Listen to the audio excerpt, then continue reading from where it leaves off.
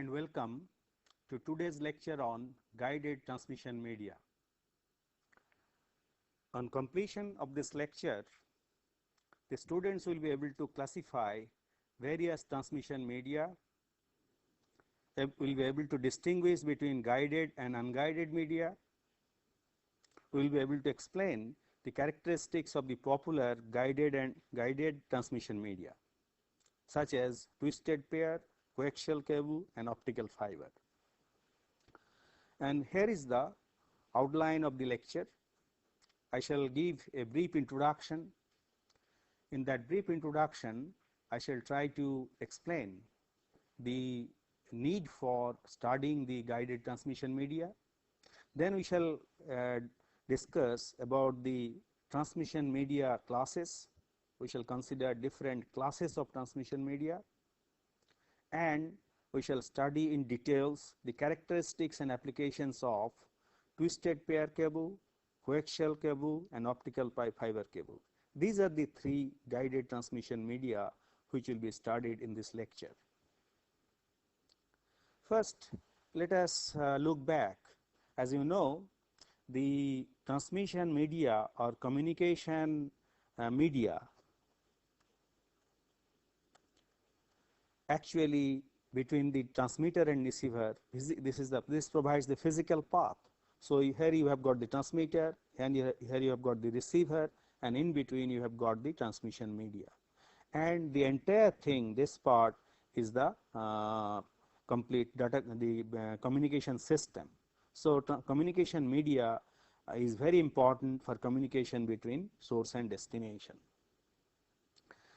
And in the earlier lecture, one of the earlier lectures, we have seen the Shannon-Hartley theorem that provides the channel capacity limit based on bandwidth. Here this parameter B, which is the bandwidth of the medium, and M is the number of labels with which you are encoding the signal. So you see the capacity of the channel or the information rate at which data can be communicated depends on the bandwidth of the channel. So bandwidth of the channel plays a very important role. Similarly, if we look at another important equation, that gives the Shannon limit, that provides a channel capacity based on the signal to noise ratio.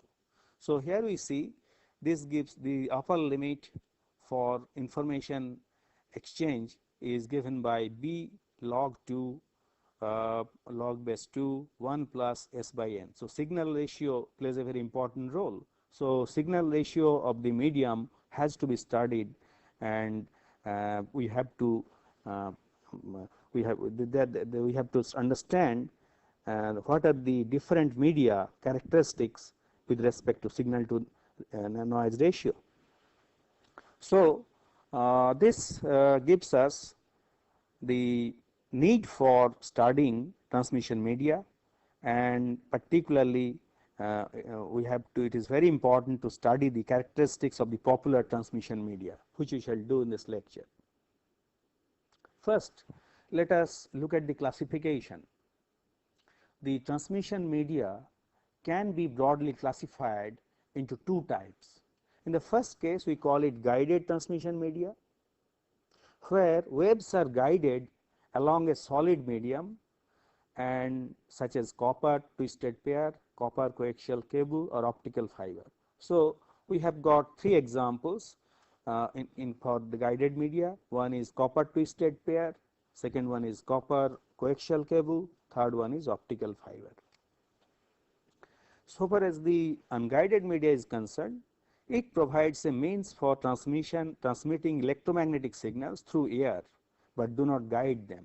So in such a case, we are communicating through air, and obviously whenever we communicate through air, then we have to choose proper antenna and so on, as we shall see, and this unguided transmission is called wireless transmission.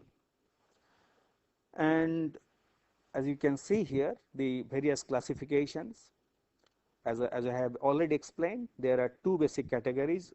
One is guided, another is unguided. Under the guided, which we may call WAD, we have got twisted pair cable, coaxial cable and optical fiber, as I mentioned, and on the other hand, in case of unguided wireless communication, it is air, but it may not be necessarily air. It can be water, it can be free space, but primarily we shall be concerned with air, because most of our data communication will take place through air. Now, let us look at the quality of transmission. As you send signal through a transmission media, the quality of signal will be dependent on some parameters. So, what are the parameters on which the quality of transmission will depend? Let us see how it depends on in case of guided media. So, characteristics and quality of data transmission are determined by medium and signal characteristics. Now, let us consider guided media. In case of guided media, the medium is more important in determining the limitations of transmission. That means the quality of transmission will be primarily determined by the transmission media, as we shall see. As we have already seen, the bandwidth of the medium is and the signal to noise ratio. So, and also the attenuation characteristics of the medium. So, these parameters will be very important in case of guided media. On the other hand, in case of unguided media, the bandwidth of the signal produced by the transmitting antenna is more important than the medium. So, when we transmit by using unguided media, then the frequency spectrum that is transmitted by the antenna will play a more important role than the medium itself. In other words, we can use same medium to transmit signals of different frequencies using antennas of different shapes and sizes, as we shall see. So, in that case, antenna will play the key role in deciding the transmission characteristics. So, these are the two broad situations. Now, let us focus on the guided media. First, we shall consider the twisted pair cable.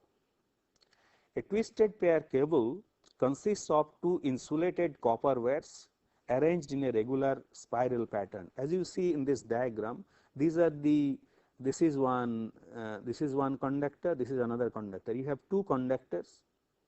So, you have got two conductors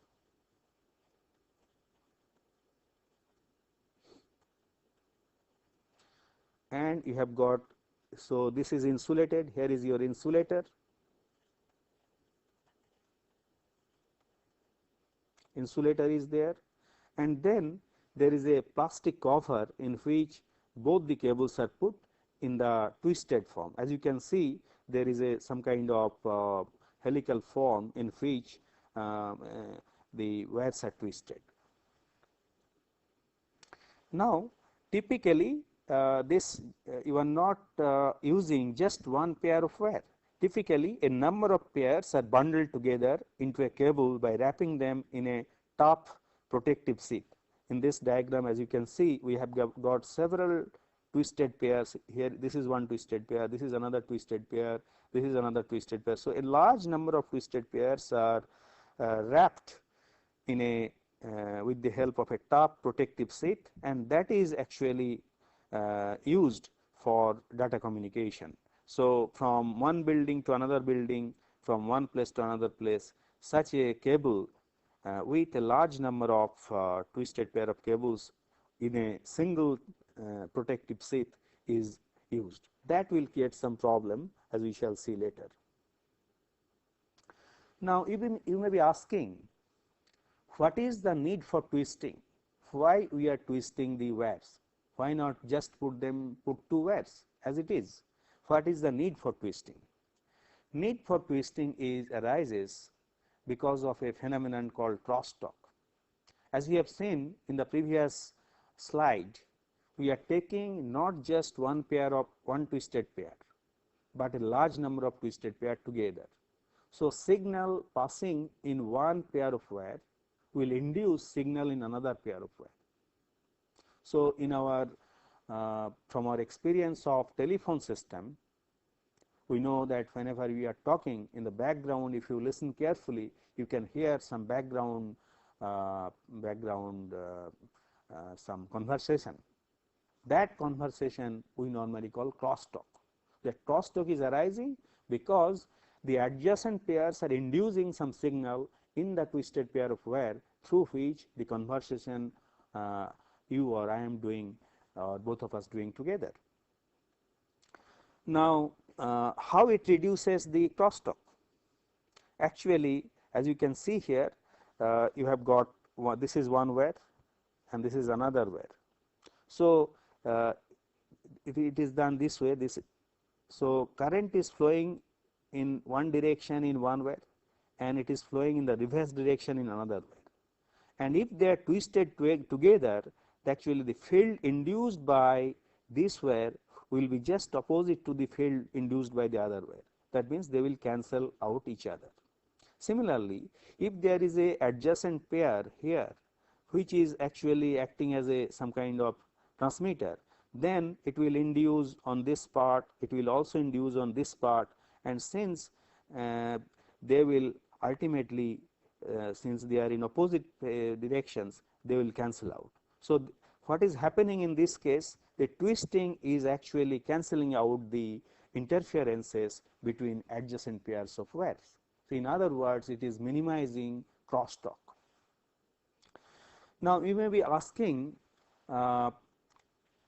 the number of twists per inch, does it play any role? That means number of twists per some length, say per inch or per feet, whatever it may be, does it play an important role? Yes, actually tighter twisting provides much better performance, but also it increases the cost. For example, here we can see category 1, normally we have got several categories of twisted pair of wire. Here we see Cat 1, Cat 2, Cat 3, Cat 4, Cat 5. These are essentially categories of wires. Cat 1 cable is has got very low bandwidth, and you can send data at the rate of about 100 kilobits per second. It is commonly used for analog transmission and primarily used in telephone systems, telephone networks. Cat 2 cable has got lower bandwidth, less than 2 megahertz, and you can go you can use data rate up to 2 megabits per second. It can be used for analog transmission as well as for low bandwidth digital signal transmission. For example, in telephone lines, T1 lines, it is used. Later on we shall discuss about these T1 lines in more details. Then Cat 3, which has a bandwidth of 16 megahertz, that allows data rates of 10 megabits per second, and this can be used not only for analog data communication, but it is commonly used for digital data communication. Particularly it is used in local area networks, as we shall see later. Category 5 has got 20 megahertz bandwidth with the data rate of 20 megabits per second. It is also primarily used in digital data transmission, digital signal transmission, and commonly used in local area networks.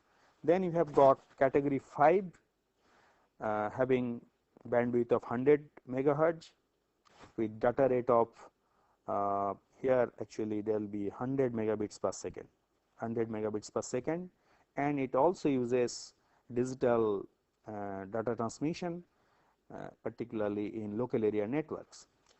Although there are category 6 and category 7 are also available nowadays, but I have not given it here, just have given Cat 1 to Cat 5. And the two commonly used categories are Cat 3 and Cat 5. As you can see, as you have already seen, category 3 allows data has a bandwidth of 16 megahertz, and it is commonly used for data transmission at the rate of 10 megabits per second.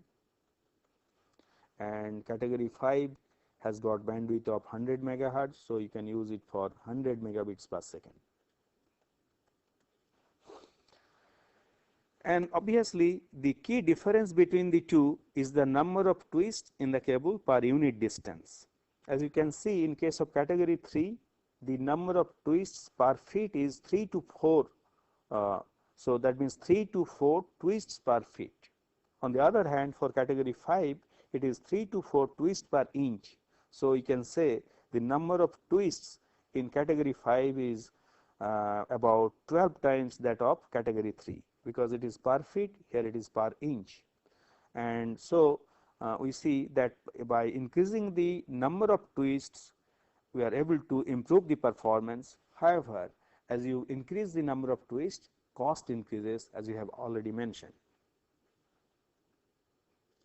Now, the twisted pair of wire is available in two different types. One is known as unshielded twisted pair, another is shielded twisted pair. Let us look at the difference. As you have already seen, in case of unshielded twisted pair, apart from these two conductors and insulators, there is a protective plastic cover. There is no other conductor or shielding. Now, this is sufficient for ordinary telephone wire, telephone network, and however, it is because there is no protective shield, it is subjected to external electromagnetic interference. That means, whenever this twisted pair of wire is taken through some industrial environment where lots of sparks and other things are going on, then it creates a problem. So, it is induced, and that is why whenever lightning occurs, or whenever there is some sparking, or a car is moving close by, then that signal is induced in this unshielded twisted pair of wire. However, this can be reduced by using shielded twisted pair, where, as you can see, we have got an additional conductor in the form of braided mesh. Braided mesh form. It is not a solid conductor, it is available in the form of braided mesh, and this metal shield can be connected to the ground, and after that there is a plastic cover. That means, if this particular shield is connected to ground, then this particular metal shield will protect both the wires from electromagnetic interference. So, whenever we want lesser electromagnetic interference, we should use shielded twisted pair. However, shielded twisted pair is definitely costlier than the unshielded twisted pair.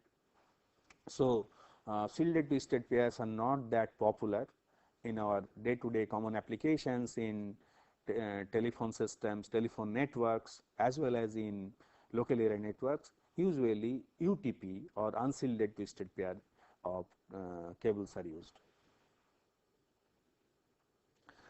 Here is the attenuation characteristics of different types of UTP cables. Here you see the conductor, that inner conductor that is used. We have seen there is an inner conductor, and on which then there is an insulator. This inner conductor diameter is specified here: 18 gauge, 22 gauge, 24 gauge, and 26 gauge. And here the diameters are given in inches. 18 gauge corresponds to 0.0403 inch. On the other hand, 26 gauge has diameter 0.0159 gauge. So, it is quite obvious that more the diameter, higher the diameter of the conductor, lesser will be the attenuation. So, 18 gauge wire gives you lesser attenuation compared to 26 gauge, and obviously the 18 gauge wire will be costlier than 26 gauge. So, these are the common wire diameters and the gauge of wire given here, and this, as you can see, attenuation is given in dB per meter, and here is the frequency. So, at higher frequencies the attenuation increases for UTP. So, apart from increase in attenuation at higher frequencies, as the length of the wire increases, the attenuation also increases. It has been found that the attenuation is proportional to 1 by distance square. So, as the distance attenuation is proportional to distance square. So, as distance increases, the attenuation becomes more, and in such a situation, as you know, we can use repeater to regenerate the signal, amplify the signal, and regenerate it and resend it if necessary. The as you know, the twisted pair UTP is the simplest and possibly the cheapest the guided media used in many application. One is the most common application is local loop in telephone lines. That means in a telephone network, the connection that you are getting to your home from the local exchange, the wire that is used is your UTP. And it is also used in digital subscriber line, DSL. Nowadays DSL is becoming more popular. We shall discuss about it in more detail. In DSL also the UTP is used.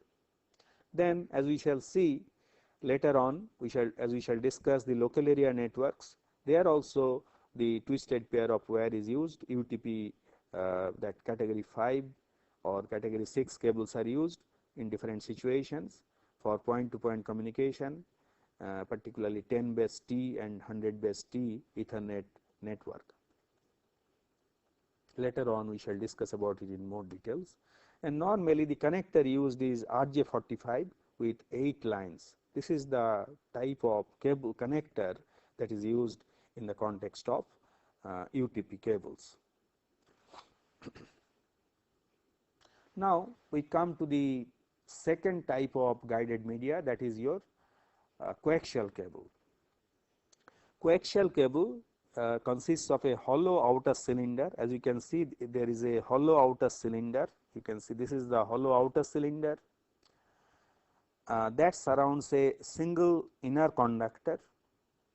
And inner conductor, this is the inner conductor, is held in place by either regularly spaced insulating rings. So here you have got solid dielectric material inside.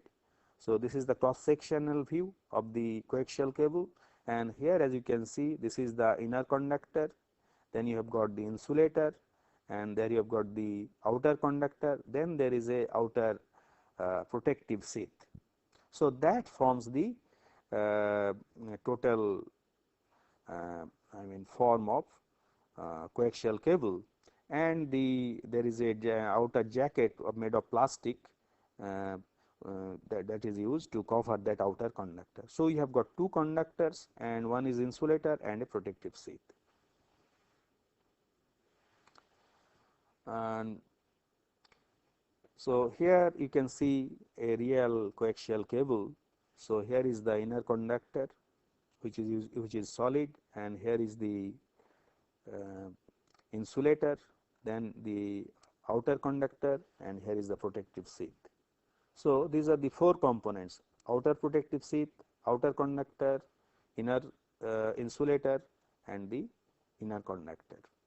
And because of this shielding, coaxial cables are much less susceptible to interference or crosstalk than twisted pair.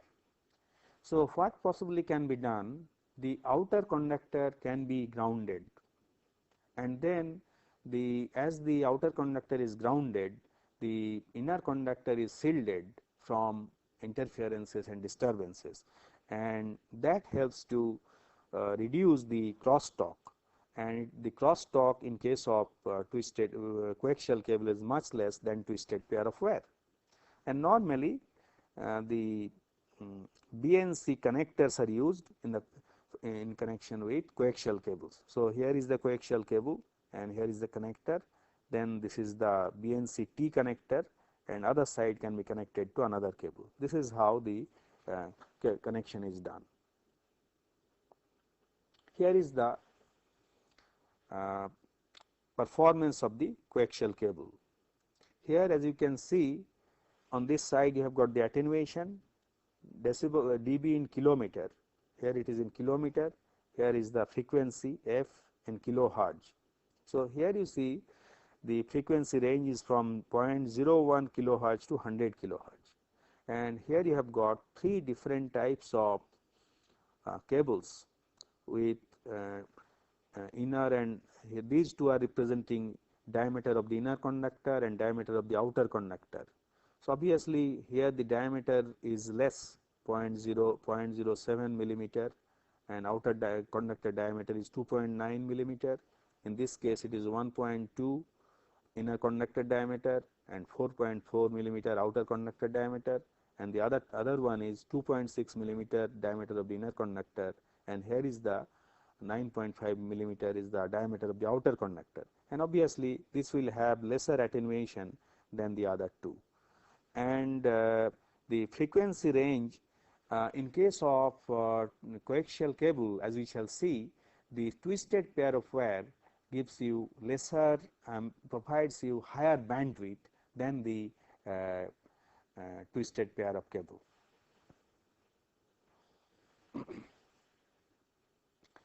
And this coaxial cable is used in a variety of applications in television distribution.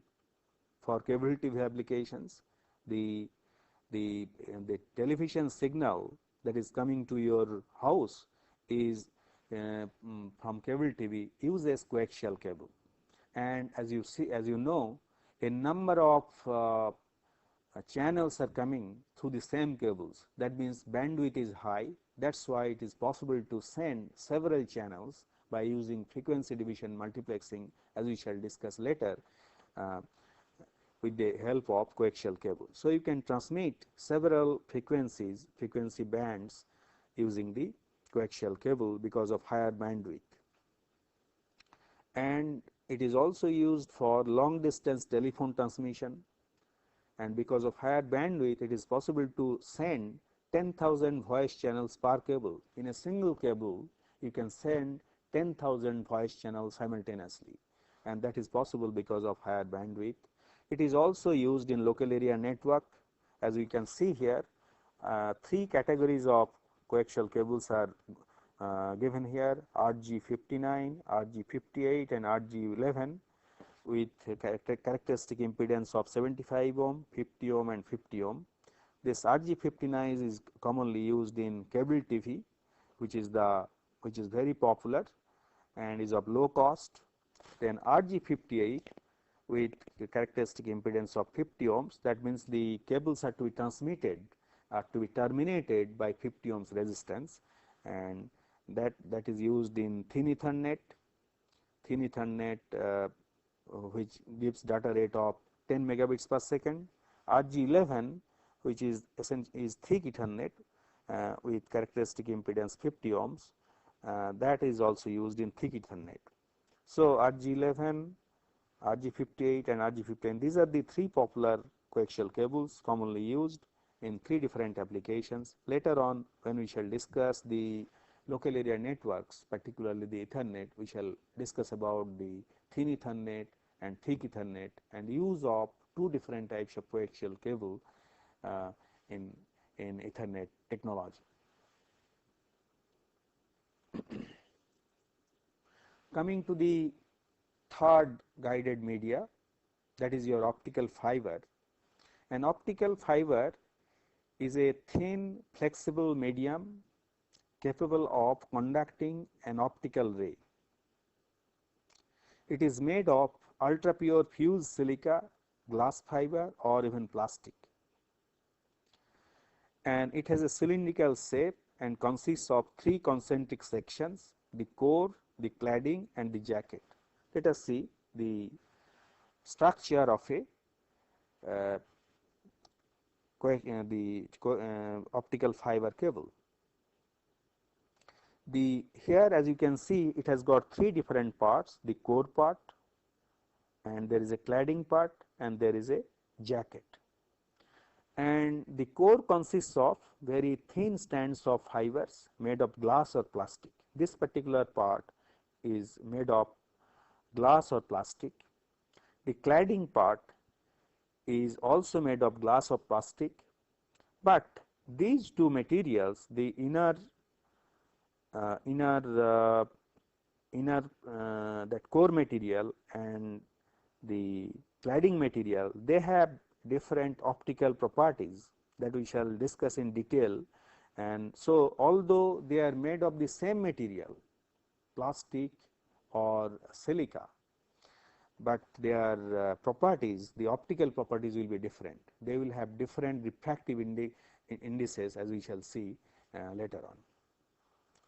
And then the jacket surrounds one or a bundle of cladded fibers. So, you can have either this kind of one a single optical fiber cable or a large number of optical fiber cable and bundle them together and with the help of a plastic sheet and take from one place to another. Usually 4 or 6 or 8 or 16 optical fiber cable, 16 pairs of cable. Normally it is used in pairs and for data transmission in both directions, and 4, 8 or 16 pairs of cables are bundled together and taken from one place to another.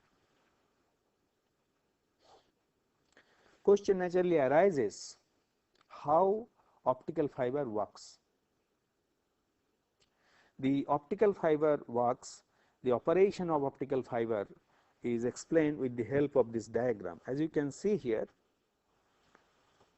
to explain the operation of optical fiber, let us consider two materials. This one is of higher density than the upper one. So, the density of the lower material is more than the density of the upper material. That means this can be, let us assume this is water and this is air. Then this has got higher density than the upper layer. Now, here what is happening, the angle of incidence of this ray is less than the critical angle. Then what is happening, this signal is going from here and it is getting refracted because of these two materials, as you know, has got two different refractive indices. However, as the angle of incidence increases, this I value increases gradually, then that angle of refraction, this is your angle of refraction, this angle of refraction becomes 90 degree. Whenever it becomes 90 degree, we call it critical angle of refraction. Now, if the angle of incidence is more, then what happens? Then it suddenly switches from refraction to reflection. As you can see here, then this light is getting reflected instead of getting refracted there. So, when the angle of incidence is more than the critical angle, then this refraction occurs. Let us see how it really happens with the help of animation. As you can see here, in this case, the angle of incidence is increasing and we have reached the critical angle. Then this is the refracted ray and this is the incident ray. Now, if we increase the angle of incidence further, then as you can see, now the signal, it is refracted, and now this angle of incidence is same as the angle of reflection. So, angle of incidence and angle of reflection is same. So, as we increased it, let us see once again. So, as it is increasing, this is also increasing, this angle is also increasing, and however, as it becomes more than the critical angle, then it is getting reflected rather than refracted. So, here the signal is getting reflected. Now, the optical fiber, we have seen how light is reflected in a optical fiber. Actually, here I have shown two mediums. Actually, this inner material will be the core material and outer material will be the cladding material. That will form the two materials, and then the total internal reflection will take place and the light will be passing using total internal reflection, as we shall see. Now, based on the optical signal communication through optical fiber, it can be classified into three different types. One is known as step index. Actually, there are two broad categories, multimode and single mode. Why it is called multimode, we shall see later. And then multimode has got two different varieties, step index and graded index. And then you have got single mode. Let us see the three different types of optical fibers. First of all, This multimode refers to the variety of angles that we will reflect. That means, in case of multimode fiber, multiple propagation path exists. That means single element spread out in time and hence limits the data rate. What is happening in this case, as we shall see, multiple signals, multiple rays will pass through, will be reflected with different angles, and as a result the length of the path will be different for different rays, and as a consequence they will reach the destination at different times, and that will lead to distortion, and it will, that is why we are calling it, it will spread out in time and it will limit the data rate. So, that problem is overcome by using single mode, particularly whenever the diameter of the core is radius. Core radius is, this is a, here is a mistake, this is actually core radius is reduced, fewer angles will reflect. By reducing the radius of the core to the order of a wavelength, that means say 7 nanometer, 10 nanometer, then only one, we may assume that only one ray is passing from source to destination. So, in such a case only a single angle or mode passes through the optical fiber, and that is called, that is why it is called monomode or single mode. Then, as I mentioned, there are two types in case of multimode: multimode graded index and multimode step index. Now, in case of multiple step index, as we shall see, the core and cladding has got two distinct refractive indices.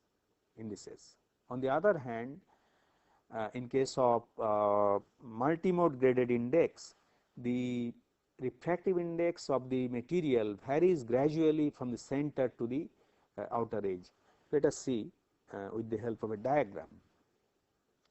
Here you have got the monomode type of step index fiber. Here, as you can see, diameter is very small, 8 to 10 micron of the core, and this is the cladding, and as you can see here, the refractive index of this core material is N1 and refractive index of the cladding material is N2, and diameter of the core is 8 to 12 micron, diameter of the cladding is 125 micron.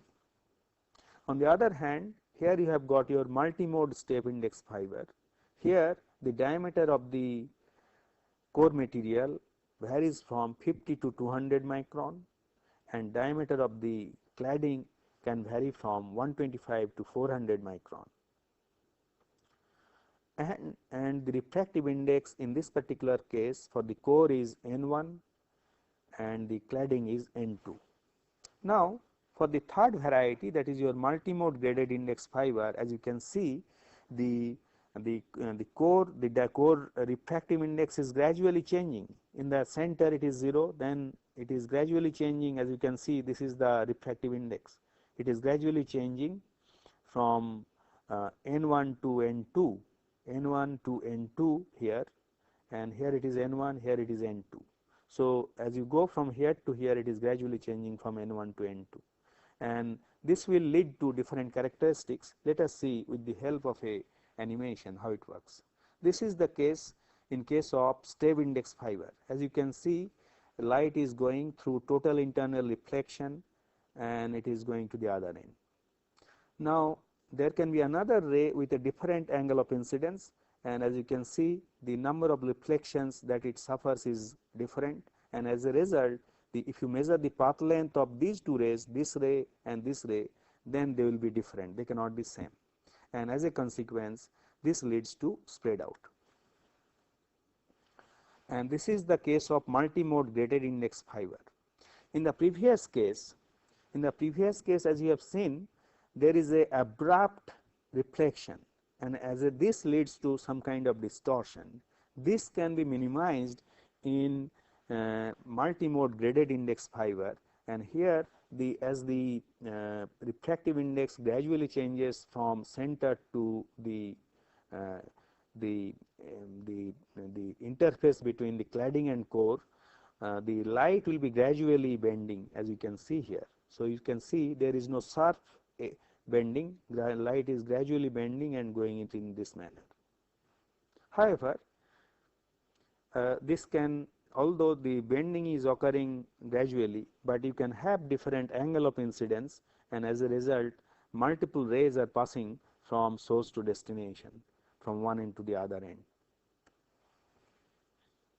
On the other hand, this is the case for monomode step index fiber. As you can see in this particular case, as if a single ray is going, axial ray is going from source to destination.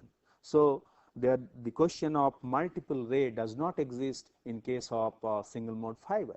What are the consequences? The consequences of this is the single mode fiber will have much less distortion. That means signal will not spread. You know, normally we call it measurement of the eye.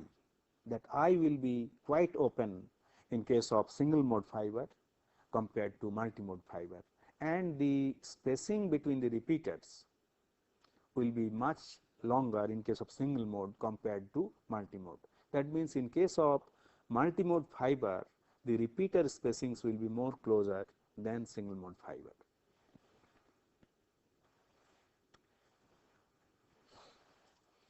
So, here some of the different optical fiber types.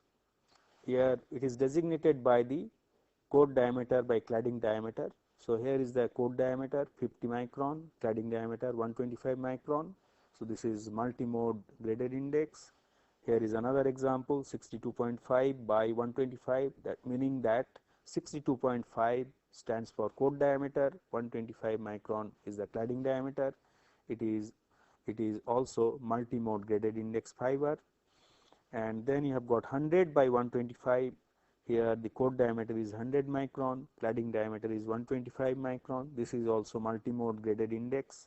And then 7 by 125. Here we see the diameter is only 7 micron in case of single mode fiber or monomode fiber, and cladding diameter, as you can see, is same for all the 4 cases.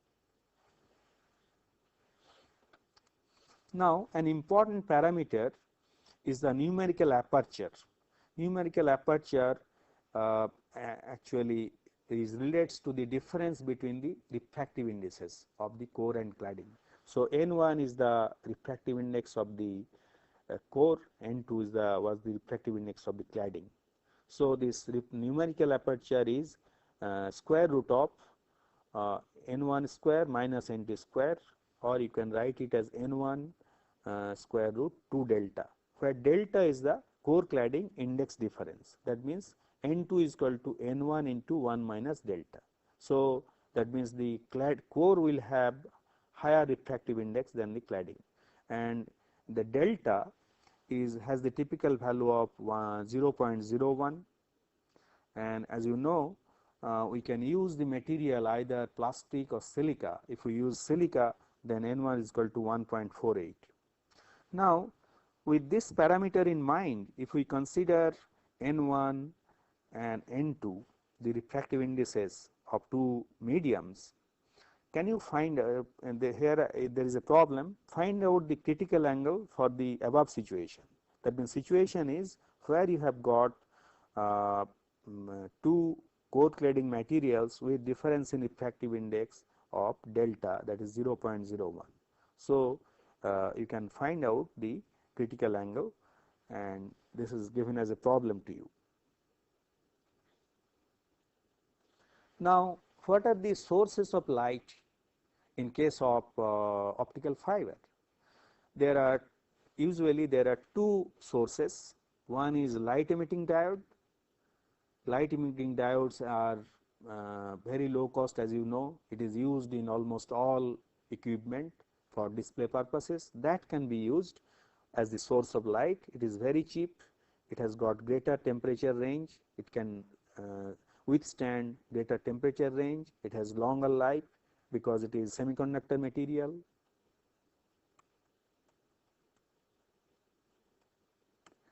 And however, because the power coupled is very small, for example, in case of 50 micron optical core diameter, the power that can be coupled is only 25 microwatt. As a result, it can be used for only short distance communication, and particularly it is used in multimode fiber.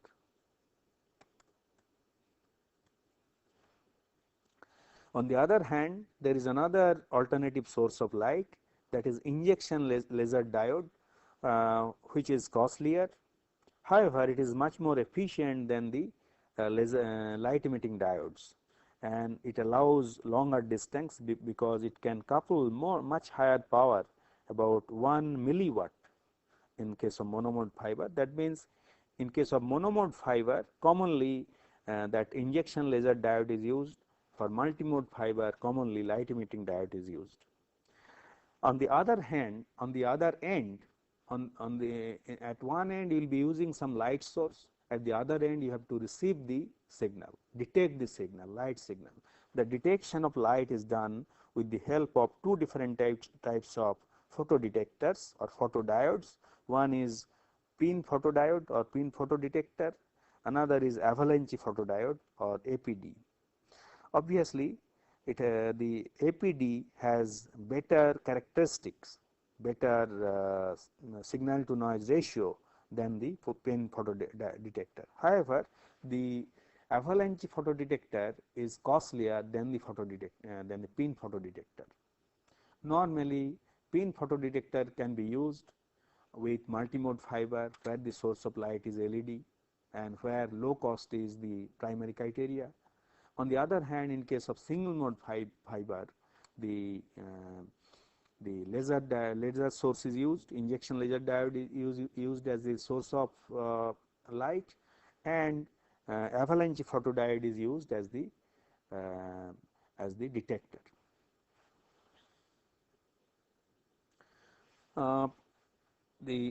Here is the attenuation characteristic of optical fiber. As you can see here, the loss is dB per kilometer.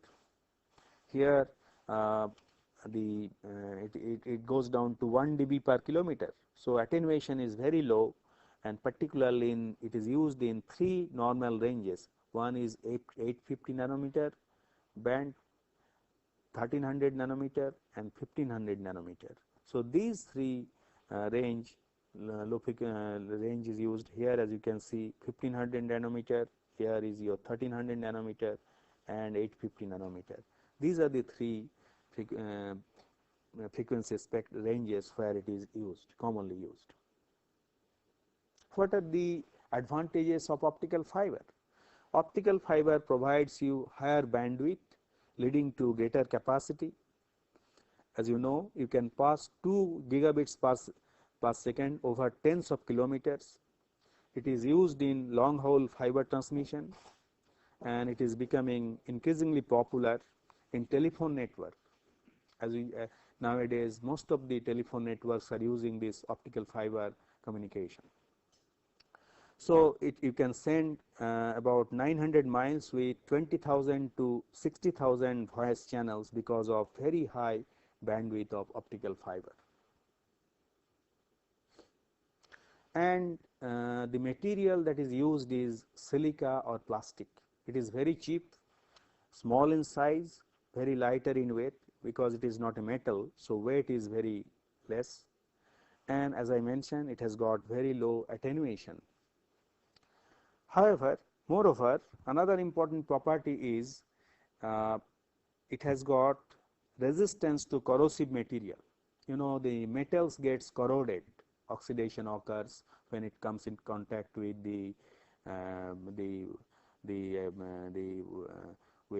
say moisture and temperature. That kind of corrosion does not occur in case of optical fiber material. And another important property is it is immune to electromagnetic interference. So it is immune to electromagnetic interference. That means it is very suitable for outdoor applications, outdoor cabling. All the outdoor cabling in local area network is commonly done by using optical fiber, and it has got much greater repeater spacing compared to either twisted pair or coaxial cable. The cost of the three different guided media we have considered can be compared in terms of cost, bandwidth, attenuation, susceptibility to external noise, and security. So, as you can see here, the UTP, unshielded twisted pair, has lowest cost, bandwidth is much lower, attenuation is much higher, electromagnetic interference is higher, and also security wise it is very low. You can do tapping very easily, eavesdropping can be done very easily. On the other hand, coaxial cable has got moderate cost with bandwidth of 350 megahertz and gives you data rate of 500 megabits per second. It has got moderate attenuation and electromagnetic interference is moderate. Security is low as same as more or less same as your UTP. On the other hand, optical fiber has got little higher cost, very high bandwidth, 2 gigahertz. You can have data rate of 2 gigabits per second. Attenuation is low, you can have repeater spacing of 10 to 100 kilometer, and EMI interference is low because electromagnetic interference cannot take place with light, and it has got higher security. It is very difficult to get data from optical fiber. So, here if you look at compare the attenuation characteristic, as you can see, attenuation is much low for optical fiber compared to twisted pair and coaxial cable. Main difference between twisted pair and optical fiber coaxial cable is that coaxial cable has got higher bandwidth compared to twisted pair. Here are the review questions. On what parameters the quality of transmission depends in case of guided transmission media? First question. Second question is why wires are twisted in case of twisted pair of transmission medium? Third question is give a popular example where coaxial cables are used for broadband signaling. Fourth question is find out the critical angle for a step indexed optical fiber for N1 is equal to 1.04 and delta is equal to 0.04. In what way multimode and single mode fibers differ? So, these are the 5 questions to be answered in the next lecture. So, here are the questions that I gave in the previous lecture. Let us look at the first question. Answer is attenuation. Attenuation will be equal to 10 log 10 1 by 50. So, this will be equal to minus 16.9 dB. Question 2 was assuming there is no noise in a medium, bandwidth of bandwidth 4 kilohertz, determine channel capacity for encoding level 4. As you know the equation, the C is equal to B log 2 M. Here it is log 2 4. This gives us 16 kilobits per second. So, this is the channel capacity that is possible in this case. Third problem was a channel has a bandwidth of 10 megahertz, determine the channel capacity for signal to noise ratio 60 dB. So, as we know the formula C is equal to B log 2 1 plus S by N. So, with the help of this you can find out. So, 10 log 2 1 plus 60, this gives you 59.307. Here it is megahertz, so megabits per second. So, this is the maximum possible channel limit, you can say 59 megabits per second. Fourth question was the digital signal is to be designed to permit 56 kilobits per second for a bandwidth of 4 kilohertz, determine the number of levels and signal to noise ratio. So, this can be calculated by using 2 different formulas. In the first case, you have to use this formula I is equal to 2 into M log 2 M. So, here M is equal to, you have to find out the M, and I is given already 56. So 56 is equal to 2 into 4000 into log 2 m. From this you will get m is equal to 2 to the power 7, actually 56 kilobits. So you have to have zeros, 56,000 zeros. 7 is equal to 128 levels. Similarly, you can find out the signal to noise ratio from this equation. That means signal to noise ratio will be found out from this formula. C is equal to B log 2 1 plus Sn. So here C is given, B is given, a signal to noise ratio has to be found out. C is equal to 56,000 is equal to bandwidth is 4000 log 2 1 plus signal to noise ratio has to be found out. From this you can find out S by N is equal to about 43 dB. So here we have given the answers of all the questions that was given in the last lecture. Thank you.